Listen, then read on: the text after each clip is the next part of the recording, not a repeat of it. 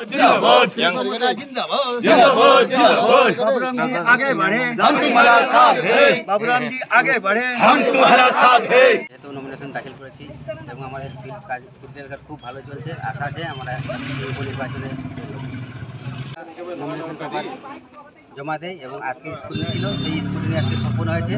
স্কুটিনির জন্য আমরা এখানে হয়েছি। आज स्क्रूटनी हुआ, इस स्क्रूटनी में 6 आदमी था, वो 6 आदमी सभी टिका हुआ। तो हम त्रिपुरावासी को बता रहे हैं और ये सुरमा केंद्र में हमारा जो प्रार्थी है, इस प्रार्थी सही जीतेगा, ये कोई गलती नहीं होगा। हम लोग कम से कम 16 नहीं तो 18,000 वोट मिलेगा, ये मिलकर हम लोग जीतेगा। ये कभी कोई किसी नहीं रोक सकता है, इसको रोकने के लिए कोई हिम्मत नहीं।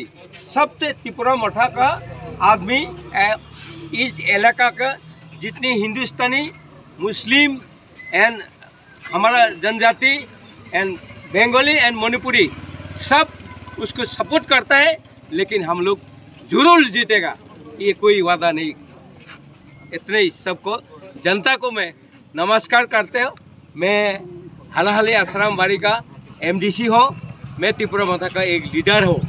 इसीलिए हम इस आदमी जितने एरिया में हमारा सुरमा केंद्र एरिया में जितने आदमी हर कास्ट को हम रिक्वेस्ट करता है, अनुरोध करता है हमारा लीडर को वोट देने के लिए। हमारा पाइनएप्पल है सिंबल सबसे 1 नंबर में है। और अभी इस परिस्थिति में हमारा बाबूराम को कभी नहीं हरा सकेगा, ये हमारा वादा है। बाबूराम जीतेगा और जनता उसको वोट देगा। নমিনেশন পেপার যেটা সাবমিট করা হয়েছে স্ক্রুটিনি সবার হয়েছে। আজকে পর্যন্ত 6 জন আমরা নমিনেশন এখানে যারা ক্যান্ডিডেট হয়েছে 6 জন আছে, তাদের মধ্যে স্ক্রুটিনি যারা হয়েছে সবাই আসতো এক্সেপ্ট এবি।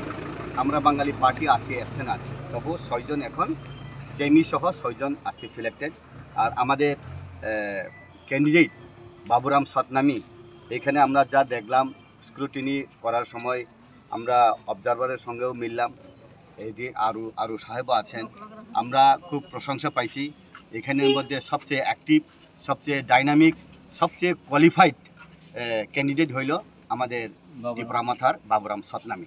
স্যার ওনার ক্যান্ডিডেট হওয়ার পর public reaction all people reaction কি রকম? পাবলিক রিঅ্যাকশন আর একটাই রিঅ্যাকশন, त्रिपुरा मठा জিতবে, বাবুরাম জিতবে, আর কোনো অল্টারনেটিভ নাই। বাবুরাম জিতবে, এমএলএ হচ্ছে 10,300 জনের জন্য উনি ফাইট করবেন বিধানসভাতে, আর কোনো অল্টারনেটিভ নাই, পাস হবেই।